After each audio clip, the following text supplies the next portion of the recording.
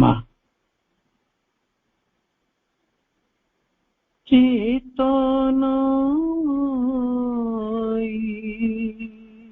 मा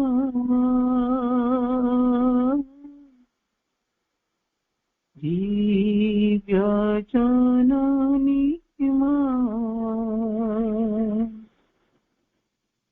चेतनामयी मा दिव्यजननी मा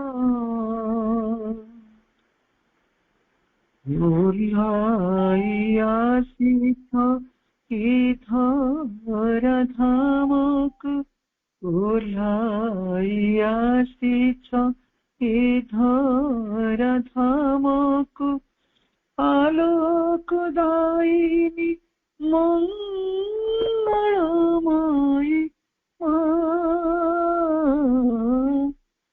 चेतनामयी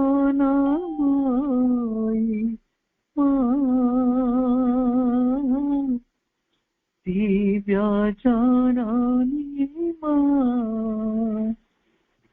चेतनामयी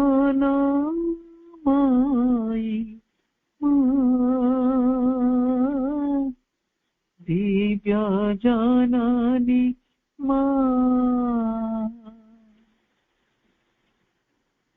फूलरे फलरे कीट पतंगरे झरणानादरे तुम हिमाचरे फूलरे फलरे कीट पतंगरे झरणानादरे तुम हिमाचरे शत्रु संहारिणी शान्तिदायिनी मा चेतनामयी मा दिव्यजननी मा चेतनामयी मा दिव्यजननी मा तोहरी आशीष तो दिव्य प्रकाशे होती मनसर अमृतमरसे तोहरी आशीष तो दिव्य प्रकाशे होती मनसर सूक्ष्म सत्तादिशे कड़ु संहारिणी दुःखनाशिनी मा चेतनामयी मा दिव्यजननी मा चेतनामयी मा दिव्यजननी मा उल्लायासित इधरधामक उल्लायासित इधरधामक आलोकदायिनी मंगलमयी मा चेतनामयी मा दिव्यजननी मा चेतनामयी मा दिव्यजननी मा।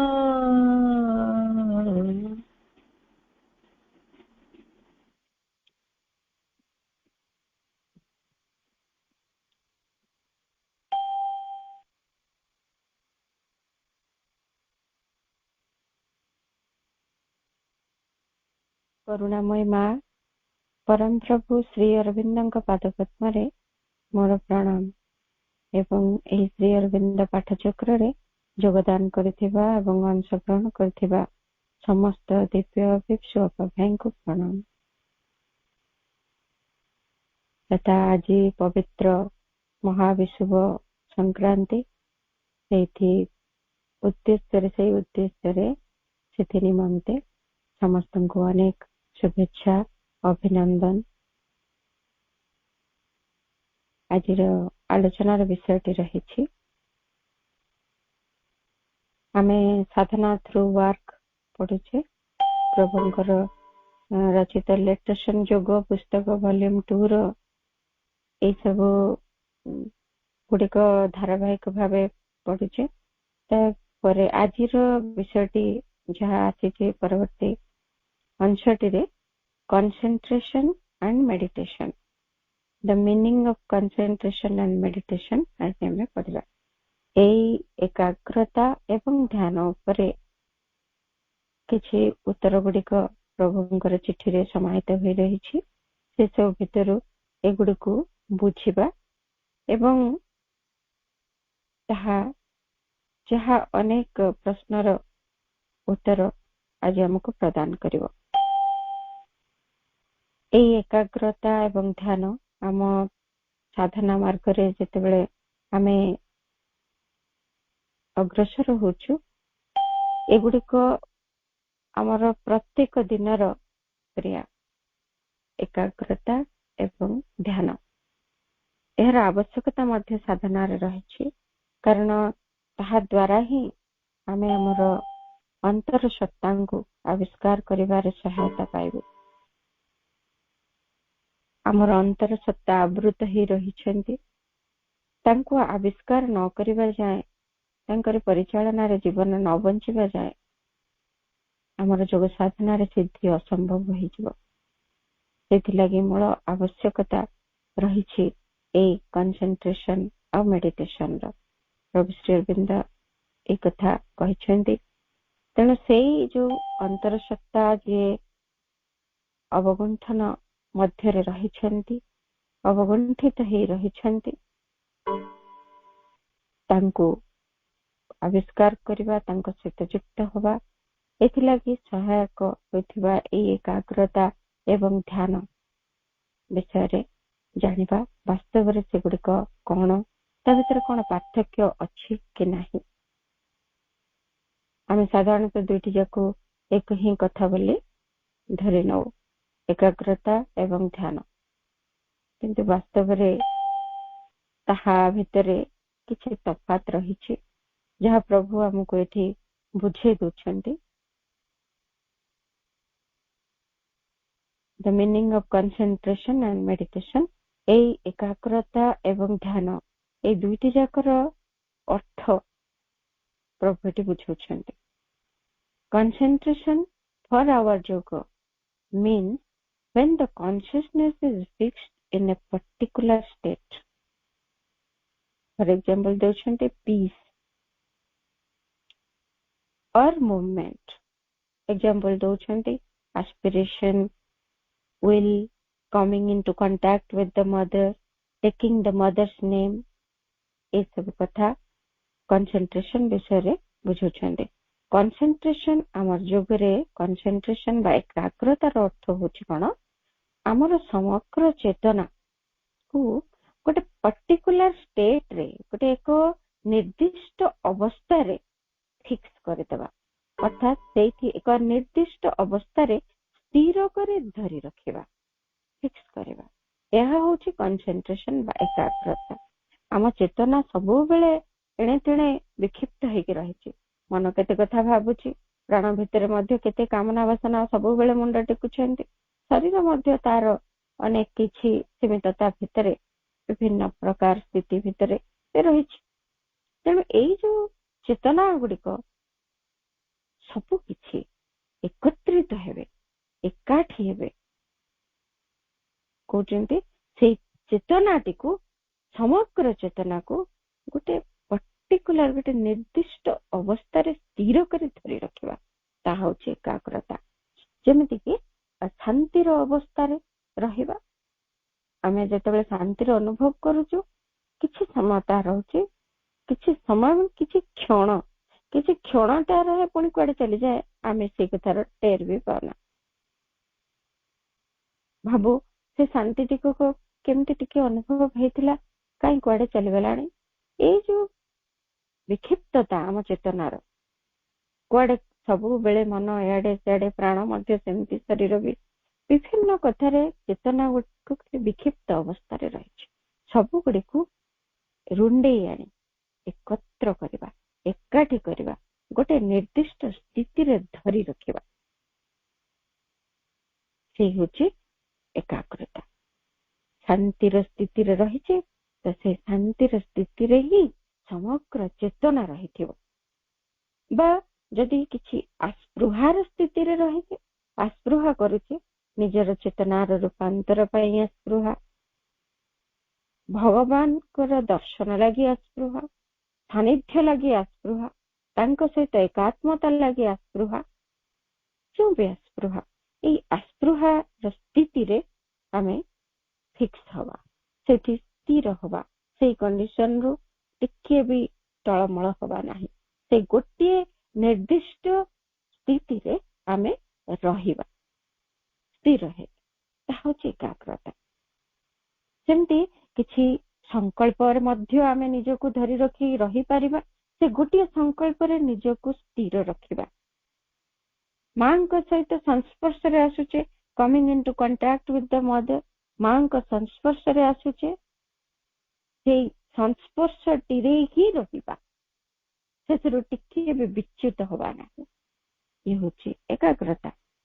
ଟେକିଂ ଦ ମଦର୍ସ ନେମ୍, ମାଙ୍କର ନାମ ଜପ କରୁଛେ, ନାମ ଜପରେ ସେମିତି ଏକାଗ୍ର ହବା, ସେଇ ସ୍ଥିତିରେ ରହିବା।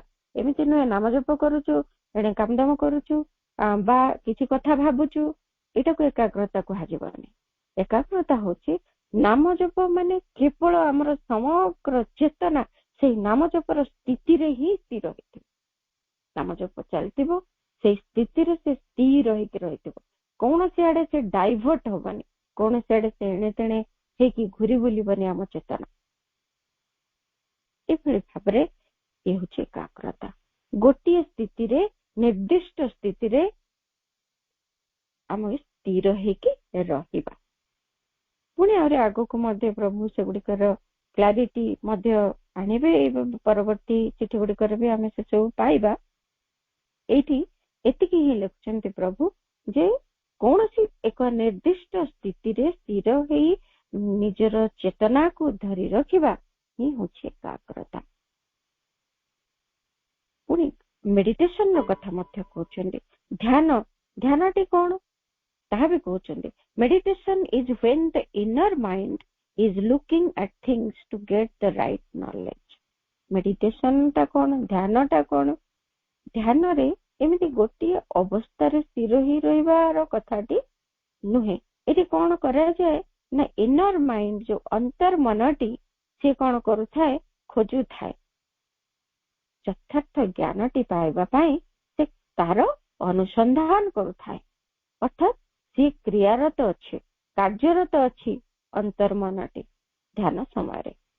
କିନ୍ତୁ କନସେନ୍ଟ୍ରେସନ ଆଉ ଧ୍ୟାନ ଭିତରେ ଡିଫରେନ୍ସ ହଉଛି, ପ୍ରଥମତଃ ଯାହା ପ୍ରଭୁ ଲେଖିଲେ ଯେ କନସେନ୍ଟ୍ରେସନ ଟା ଗୋଟିଏ ନିର୍ଦ୍ଦିଷ୍ଟ ସ୍ଥିତିରେ ସ୍ଥିର ହେଇ ରହିଯିବା। ଆସ୍ପୃହା କରୁଛେ, ସେଇ ଆସ୍ପୃହାରେ ଆମେ ଫିକ୍ସ ହେଇଗଲେ, କିଛି ଆଉ ତା ପରବର୍ତ୍ତୀ ପୂର୍ବବର୍ତ୍ତୀ କଥା କିଛି ଆମର ଭାବିବାର ନାହିଁ, କିଛି କରିବାର ନାହିଁ, ସ୍ଥିର ସେଇ ଗୋଟିଏ ସ୍ଥିତିରେ ଆମେ ରହିଲେ।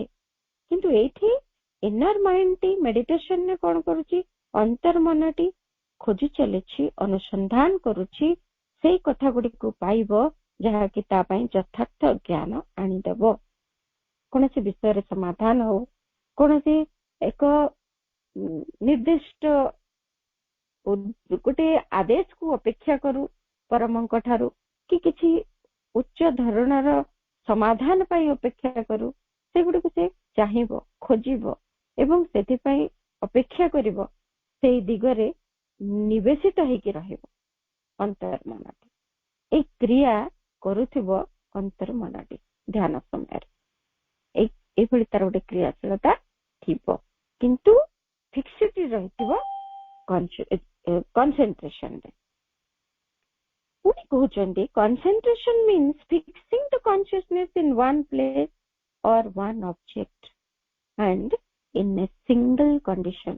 very important ଜିନିଷ ଗୁଡିକ ଆମେ ବୁଝିବା ଯେ concentration ଆଉ meditation ଭିତରେ ଯୋଉ ଗୋଟେ minute difference ଗୁଡିକ ରହିଛି ଭାରି କ୍ଷୁଦ୍ର ଏବଂ ସୂକ୍ଷ୍ମ ଯୋଉଗୁଡିକ କି ବାହ୍ୟତଃ ଆମେ ଜାଣିପାରିବାନି ଭଲ ଭାବେ ସେମିତି ସୂକ୍ଷ୍ମ ଯୋଉ ଡିଫରେନ୍ସ ଗୁଡିକୁ ବୁଝିବା concentration means fixing the consciousness in one place ଗୋଟିଏ ସ୍ଥାନରେ ଗୋଟିଏ ସ୍ଥିତିରେ ନିଜ ଚେତନାକୁ ସ୍ଥିର କରି ଧରି ରଖିବା ହଉଛି ଏକାଗ୍ରତା ବା କୌଣସି ଗୋଟିଏ ବସ୍ତୁ ଉପରେ ଏକାଗ୍ରତାର ଯୋଉ ମାଙ୍କର ଫଟୋଟି ଉପରେ ଆମେ ଏକାଗ୍ର ହେଲେ ବା ଗୋଟିଏ ଫୁଲଟି ଉପରେ ଏକାଗ୍ର ହେଲେ ସେଇଥିରେ ହିଁ ଆମର ସମଗ୍ର ଚେତନା ନିୟୋଜିତ ହେଇକି ରହିବ ସେ ଗୋଟିଏ କଥା ଅର୍ଥାତ୍ ଆମେ ଯଦି ମାଙ୍କ ଫଟୋ ଉପରେ ଏକାଗ୍ର ହଉଛେ ଏକାଗ୍ରତାର ଅର୍ଥ ହଉଛି ଯେ ମାଙ୍କ ଫଟୋଟିକୁ ଦେଖୁଛେ ମାନେ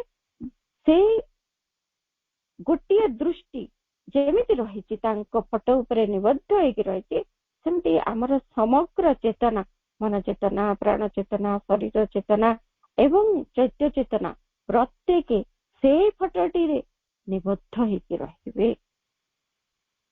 ସେମାନେ ତା ପରବର୍ତ୍ତୀ ଯେ ଫଟୋଟିକୁ ଚାହିଁଛି ମାଙ୍କର ଆଖି ଏମିତି ଅଛି ତାଙ୍କର ଓଠ ଏମିତି ଅଛି ତାଙ୍କର ହସ କିଭଳି ସୁନ୍ଦର ଏଇ କଥା ଗୁଡିକ ସେତେବେଳେ ଆସୁନଥିବ ଓନ୍ଲି ଫିକ୍ସ ହେଇକି କନସିୟସନେସ ସେଇଥିରେ ରହିଗଲା କୌଣସି ମୁଭମେଣ୍ଟ କୌଣସି ଫ୍ଲୋ କୌଣସି ଗତିଶୀଳତା କ୍ରିୟାଶୀଳତା ତା ଭିତରେ ରହିନଥିବ ସିମ୍ପଲି ଫିକ୍ସ ହବ ଫିକ୍ସ ସେଥିପାଇଁ ପ୍ରଭୁ ବାରମ୍ବାର କହୁଛନ୍ତି ଫିକ୍ସିଂ ଦ କନସିୟସନେସ ଗୋଟେ ସିଙ୍ଗଲ କଣ୍ଡିସନରେ ଏକ ହିଁ ସ୍ଥିତିରେ ତାହା ଫିକ୍ସ ହେଇକି ରହିବ ଗୋଟିଏ ହିଁ ସ୍ଥିତି ସେଥିରେ କୌଣସି ପରିବର୍ତ୍ତନ ହବ ନାହିଁ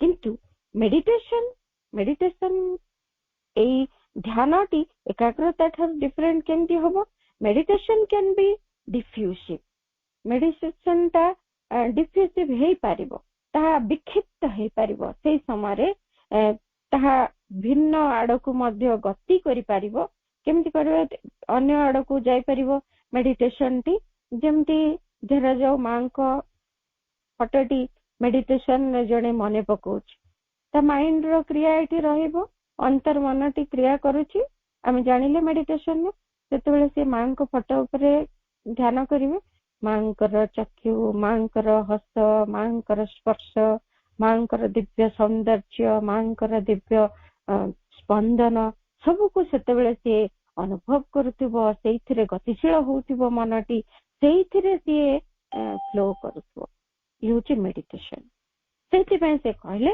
ଡିଫ୍ୟୁସିଭ ହେଇପାରିବ for example thinking about the divine ଭଗବାନଙ୍କ ବିଷୟରେ ଭାବିବା ତାଙ୍କ ଠାରୁ କୌଣସି ପ୍ରକାରରେ କିଛି ପ୍ରେରଣା ଗୁଡିକ କିଛି ଯୋଉ ଆଦେଶ ଗୁଡିକ ଏଗୁଡିକ ସବୁ ବା ତାଙ୍କର କୃପା ତାଙ୍କରି ଆଶୀର୍ବାଦ ସେ ସବୁକୁ ଗ୍ରହଣ କରିବା ପାଇଁ ପ୍ରସ୍ତୁତ ହେଇକି ରହିଥିବ ସେଇ ଧ୍ୟାନ ସମୟରେ ସେଗୁଡିକ ସେଥିପାଇଁ ସାଧକ ମାନେ ଯେତେବେଳେ ମାଙ୍କ ସହିତ ଧ୍ୟାନ କରୁଥାନ୍ତି ଅନେକ କିଛି ସେମାନେ ସେତେବେଳେ ଗ୍ରହଣ କରୁଥାନ୍ତି ଗ୍ରହଣଶୀଳ ହେଇକି ରହିଥାନ୍ତି ଏବଂ ମାଙ୍କ ଆଡକୁ ଉନ୍ମୁକ୍ତ ହେଇକି ରହିଥାନ୍ତି ଜଣେ ସାଧକ ମାଙ୍କୁ କହିଲେ ଯେତେବେଳେ ପ୍ରଭୁ ଶ୍ରୀ ଅରବିନ୍ଦଙ୍କୁ ଚିଠି ଲେଖିଥିଲେ ଯେ ଯେତେବେଳେ ମାଙ୍କ ସହିତ ମୁଁ ଧ୍ୟାନ କରୁଛି ମୋ ଚେତନା ଭିତରେ ଏମିତି ଦିବ୍ୟ ଆନନ୍ଦ ଭରି ଯାଉଛି ମନଟା ଆନନ୍ଦରେ ପୁରା ଭରପୁର ହେଇଯାଉଛି ଚେତନା ଭିତରେ ସବୁ କିଛି ଯେମିତି ସହଜ ଭାବ ପ୍ରକାଶିତ ହଉଛି କୌଣସି ଜଟିଳତା ହଜି ଯାଉଛି କିନ୍ତୁ ଯେତେବେଳେ ମାଙ୍କ ସହିତ ମେଡିଟେସନ ନ କରୁଛି ଭିନ୍ନ ଭାବ ଆସୁଛି ଅଲଗା ଏଇପରି ଭାବଟି ଆସୁନାହିଁ ମା ସେଠି ପ୍ରଭୁ ସେଠି ଉତ୍ତର ଦେଇଥିଲେ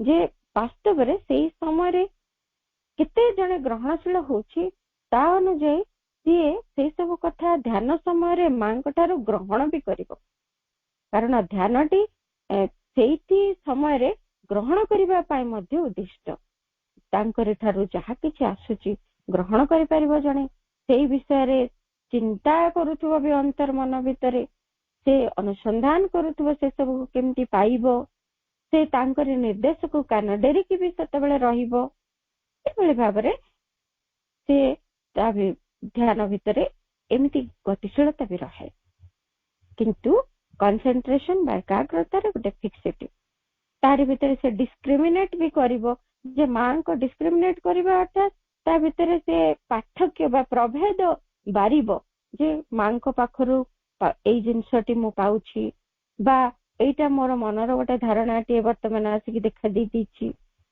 बा एटी प्राण भितर कामनाटी उठी आसी सब से भितर से डिस्क्रिमिनेट भी करि परिबो सेतबेले अंतर्मनटी एई कार्य भी करूथुवो ध्यान समय एभଳି भाबरे से सब किछि गतिशीलता भितरे रहिथिबो watching what goes on the nature प्रकृति भितरे कोन सब चलीछि आम प्रकृति भितरे केमती ध्यान रे बसिला बेलकु एणु गोटे कथाटे मने पड़लानी कुआडे कौन चलीगलानी मनटी तारी पछरे गोड़ेकरी प्राणर मध्य सेमती कौन गोटे इच्छा उठी आसी जाग्रत हो गलानी मां को निकटरे से खाली बारंबार निवेदित होउछि जे मते ए कथाटी दियो मते ए कथाटी दियो मागिबारे जिद करिबारे लागिलानी एमती नेचर भितरे बहुत कथा ध्यान समय मध्य धरा पड़े जो से अंतर मनटी से सब कथा को सेतेबेले देखु थाए नजर भी करे कौन सब चलीछि प्रकृति भितरे एंड एक्टिंग अपन इट ता ऊपर क्रिया मध्य करे सेगुड़िक केमिति बंद करा जिवो सेगुड़िक केमिति गुरुत्व न दे एड़ी दिया जिवो सेगुड़िक केमिति ध्यान न दिया जिवो से व्यवस्था मध्य अंतर्मन सेतेबेले करे केमिति से सब ध्यान हटै नै डिवाइन को ऊपर को अणा जिवो से कार्य भी सेतेबेले करे तेनो ध्यान रे केते कार्य होछि किंतु कंसंट्रेशन गोटिए स्थिति रे गोटिए बिंदु रे गोटिए वस्तु उपरे बा गोटिए स्थिति रे से रहि जाय एभଳି भाबरे ध्यान एवं एकाग्रता भितरे आमे पार्थक्य जानुचे तार अर्थ को प्रभु हमको टेक्निक करके बुझाउछन पुणी कहउछंती concentration is a gathering together of the consciousness and either centralizing at one point or turning on a single object. For example, the divine. कहउछंती concentration is a gathering together of the consciousness. एई एकाग्रताटी होछि आम चेतना को एकत्र करिवार एक प्रक्रिया चेतना अर्थात चेतना होछि कोन एमिति गोटे जिनिस ए चेतना जे ताहा प्रभु कहउछंती it is the creative essence of the universe एहा ए जो आम सृष्टिर सृजनशील से जो तत्व ए विश्वर जहा ए सृष्टि को सर्जना करिबा र मूल उपादान मूल तत्व ताहा ही होछि चेतना ता बिना ए सृष्टि असंभव without consciousness no life no light no objectification no creation no universe चेतना नहीं तो ये सब किछि भी हे पारंता नहीं तेणु चेतना होछि से मूल जिनिस काहे कि ना फॉर कॉन्शियसनेस मीन ऑब्जेक्टिफिकेशन प्रभु कहउछन्ती सब वस्तुनिष्ठ करिबा सब को वस्तु रूप देबा लागि चेतना ही मूल उपादान ताहा ही अछि बोली सब किछि एठी रहिछि आमे जदि देखिबा जेमती आम मन भितरे केते कथा आमर चिंता भाव रे आसे केते भावना गुड़िक आइडिया गुड़िक एगुड़िक सब आसे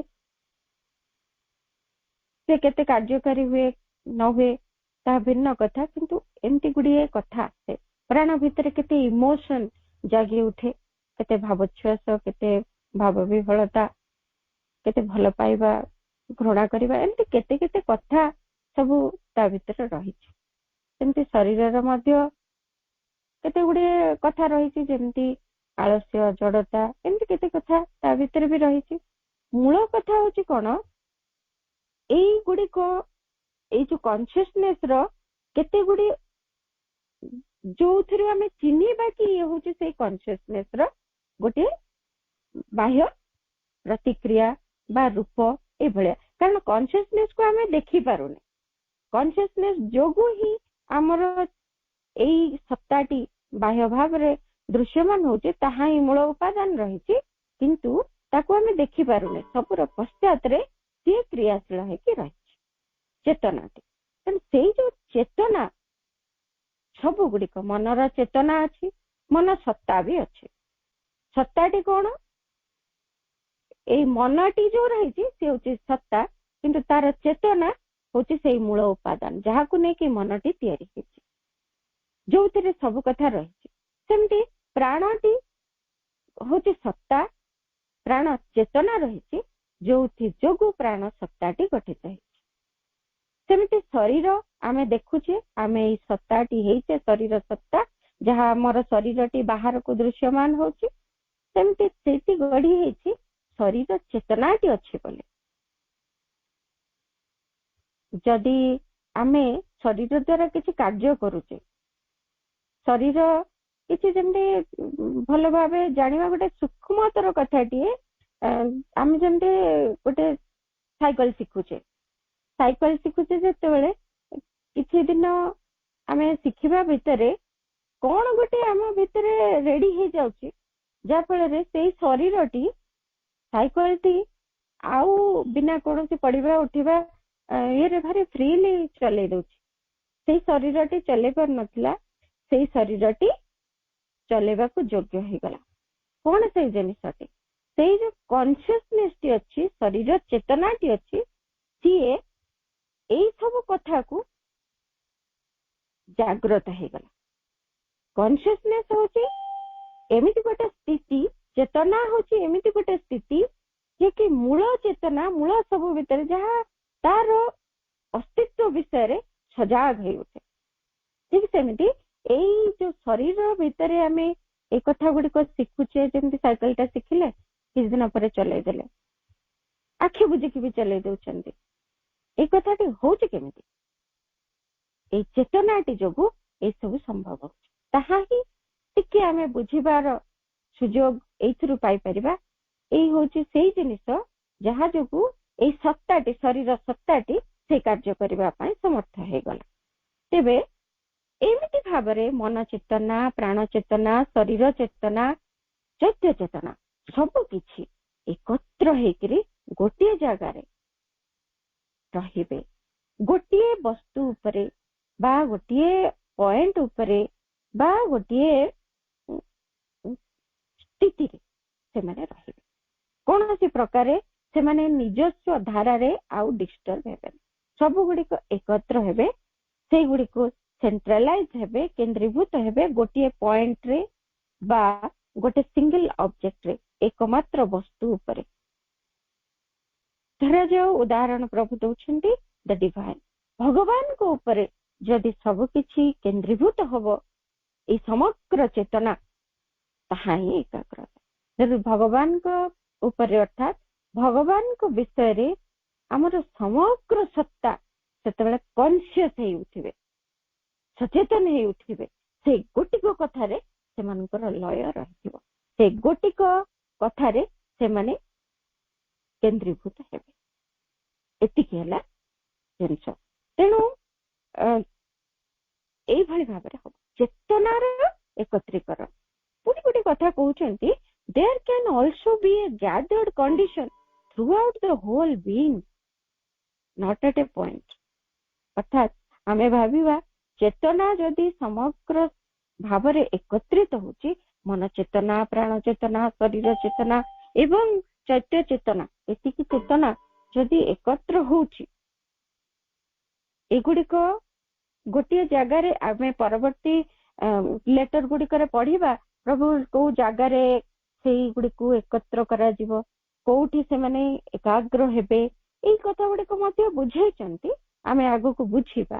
ଏମିତି ରହିଛି ଆଇବ୍ରୋଜ ଭିତରେ ଦୁଇଟି ଆଇବ୍ରୋ ମଝିରେ ଗୋଟିଏ ସ୍ଥାନ ଅଛି, ମସ୍ତିଷ୍କର ଉର୍ଦ୍ଧ୍ୱରେ ଗୋଟିଏ ସ୍ଥାନ ଅଛି, ହୃଦକେନ୍ଦ୍ରରେ ଗୋଟିଏ ସ୍ଥାନ ଅଛି, ଯୋଉଠି ସମଗ୍ର ଚେତନାକୁ ସେଇଠି ଏକାଠି କରାଯିବ।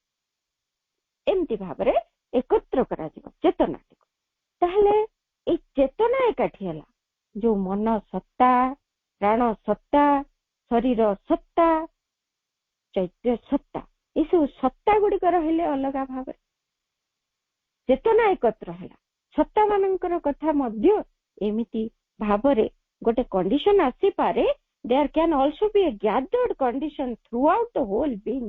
ସମଗ୍ର ସତ୍ତାରେ ଏମିତି ମଧ୍ୟ ଏକତ୍ରୀକରଣର ଏକ ସ୍ଥିତି, ଏମିତି ଏକ ଏକାଗ୍ରତାର ସ୍ଥିତି ହେଇପାରେ।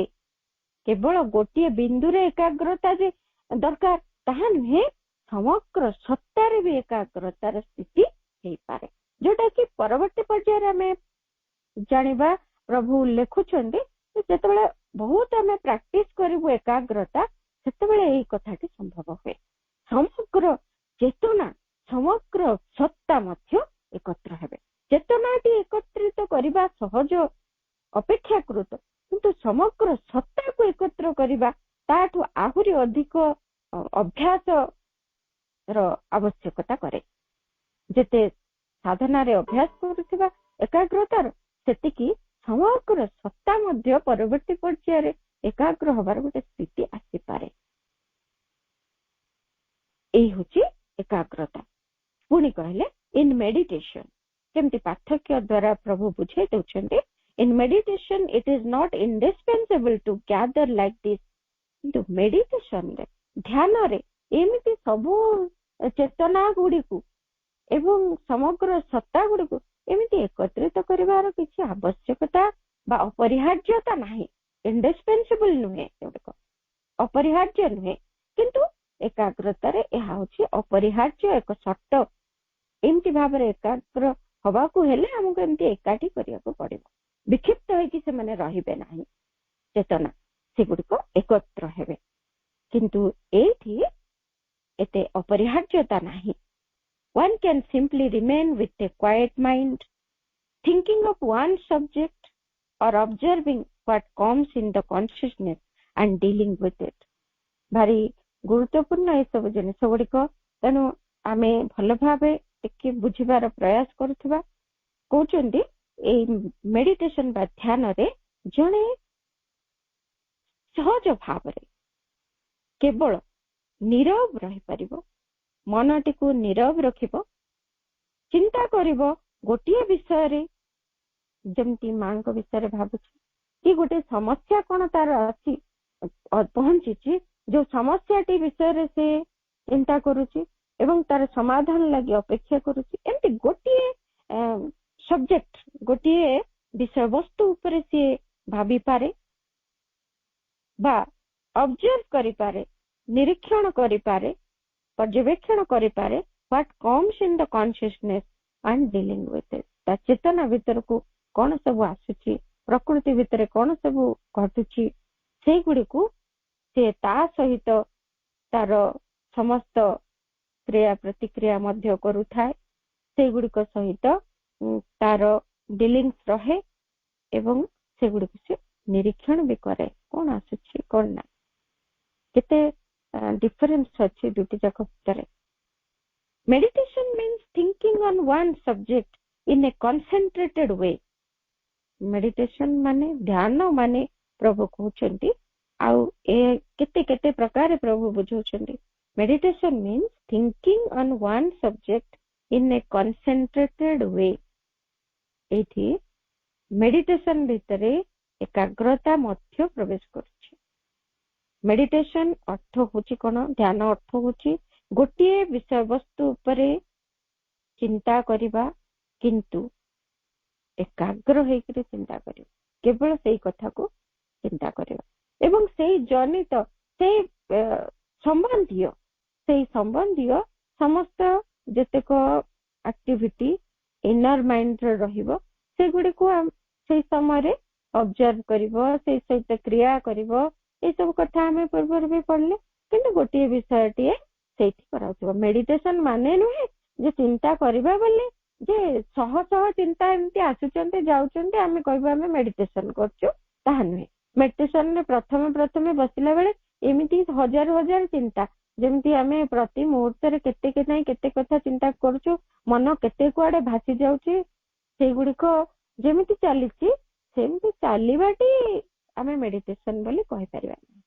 ଗୋଟେ ପର୍ଟିକୁଲାର କଥା, ଆମେ ଯଦି ଧ୍ୟାନ କରୁଛେ स्वतंत्र गोटे उद्देश्य ध्यान करा धर कलेक्टिव मेडिटेशन हो जे एई उद्देश्य ध्यान करवा आमर केमती रिलैक्स आसु कि आमे एठी केमती रिलैक्स इंस्टॉल करवा ए सब जिंस नै कि मेडिटेशन द्वारा जो करे समस्त बसिचे से गोटिक पर्टिकुलर कथा रे आमे ध्यान करवा समस्त सेई कथा करिवे इंडिविजुअली मध्य आमे सेई गोटिक कथा को ही आम चिंता चेतना भितर रखिबा अन्य नुहे एमती सब सह सह चिंता आसुव जाउथुव ता भूल सेटा को ध्यान आमे कहि परिबानी आमे खाली रे बसी पारू बा बसिचु ध्यानटी विफल हला बोली कहबो किंतु गोटिए कथा ऊपर जदि एकाग्र हो ताहाको आमे ध्यान कहि परिबा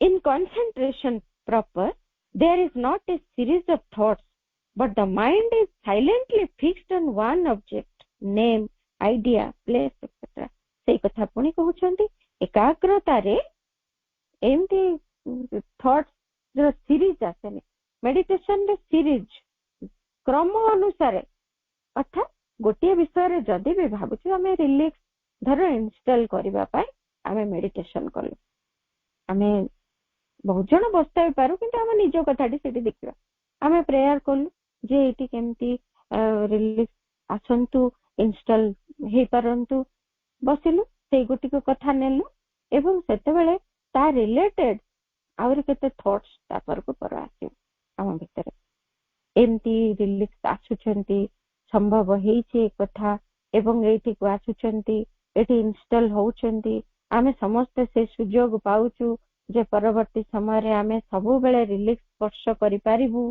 केते केते कथा ता परवर्ती आसुची जो गुडे को निवेदित होउची प्रार्थना भाव रे एवं सेई संबंधी चिंतार सीरीज क्रम अनुसार तापर को पर सेठी आसुची मांको विषय एकाग्र हेलु ध्यान कला बेले सेतिक बेले कोन मांकर विषयटी गोटिए जदि भी भाबुछु किंतु मां मते स्पर्श करछंती मांको ठारु आशीर्वाद मते मिलुची मां मते कृपा करूछंती मोर एई कथाटी मां सुनुछंती मते तार प्रत्युत्तर दउछंती केते केते कथा ता पर को थॉट गुडी को सीरीज हे के आसुची सेमिति कंसंट्रेशन ने सीरीज आसीबो नाही किंतु सेठी मनटी नीरव हेकरी गोटे फिक्स हे जाय गोटे स्थिति रे ताहा स्थित हबो से गोटे स्थिति रे रहिबो लागि रहिबो गोटे ऑब्जेक्ट रे गोटे वस्तु उपरे ताहा रहे पारे कोनसी नाम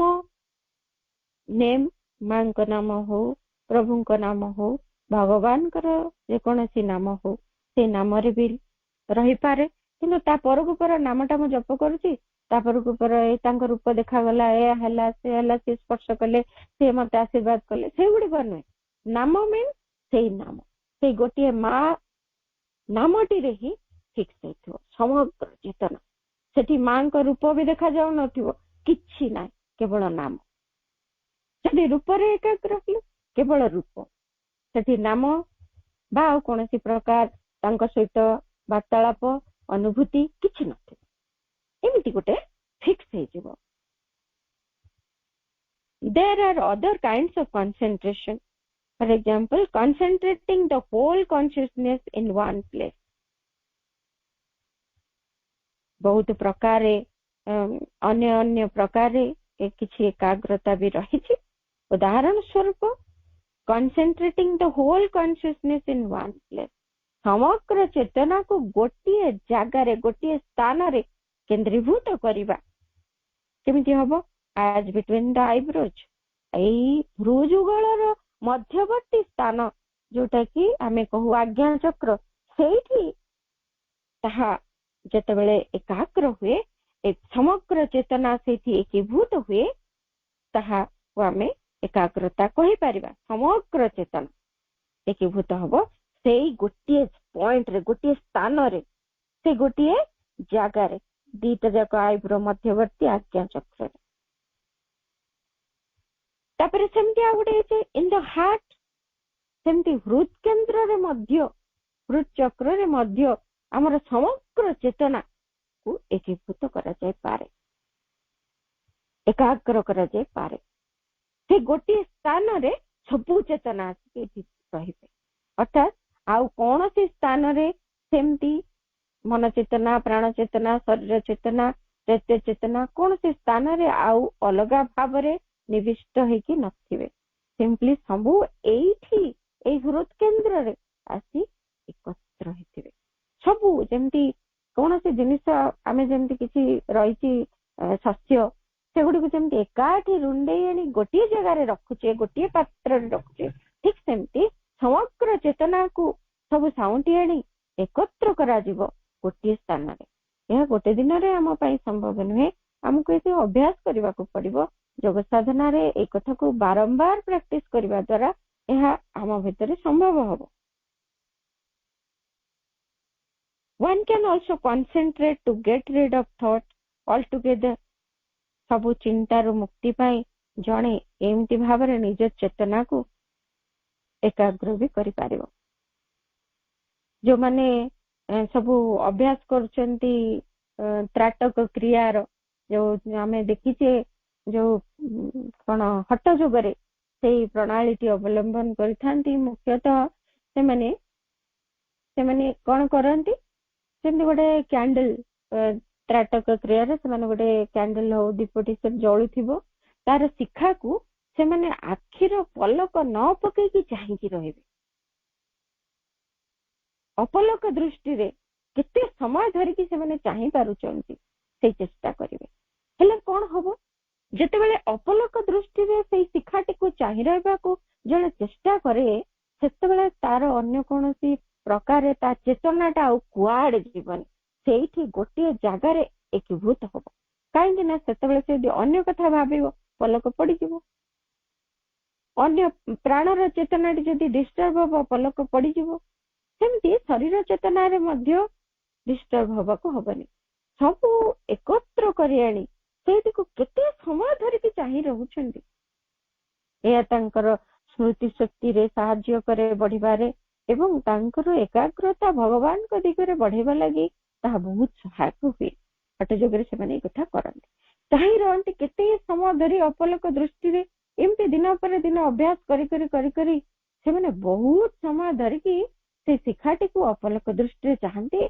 एमती अभ्यास कर कर तांका आखिर धार धार लुह भी बहुत है, किंतु पलक पड़िबनी एमिति भी हे जाय। ए अभ्यास से माने करंती आ तापर से माने आखि बंद करके मध्य से शिखाटी को देखुथांती, देखि पारंती। ए अभ्यास बळ ए होची एकाग्रता पाई गोटे प्रकार अभ्यास। गोटे ऑब्जेक्ट को गोटे शिखा को देखिले गोटे जगह रे एकत्र करबा लागि चेतना को ये गोटे उपाय। एथरु अनेक चिंतार भी जने मुक्ति पाई जीव। से समय बहुत चिंता करूची कौन से गोटे कथा को एकाग्र हे कि चाहिए सेतेबेले कौन हबो, ए चिंता गुडी को मध्य आसीबो नाही।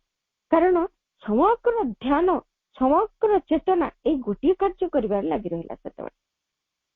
तेणु द्वितीय जो चिंता ए सब रक्षा पाइबा पाई बहुत चिंतार रक्षा पाइबा पाई मध्य जणे एमिति एकाग्रतार अभ्यास करि पारिबो।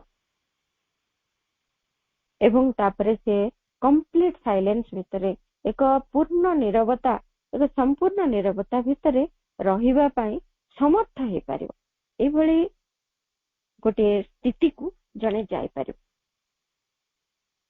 धीरे धीरे धीरे धीरे ए कथाटी हमर अभ्यास हबो।